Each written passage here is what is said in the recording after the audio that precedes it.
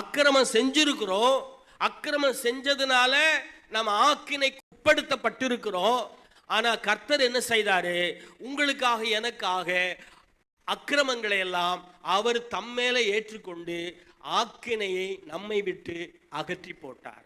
ஏசாயா 53 வாசிக்கிறோம், அவர் நம்முடைய அக்கிரமங்களை எல்லாம் தம்மீது ஏற்றுக்கொண்டார்.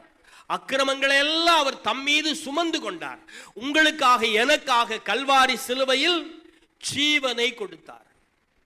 உங்கள் மேல் வர வேண்டிய தண்டனை, உங்களுக்கு வர வேண்டிய ஆக்கினை, அது எல்லாவற்றையும் 2000 ஆண்டுகளுக்கு முன்பதாகவே கல்வாரி சிலுவையில் சுமந்து தீர்த்து விட்டார்.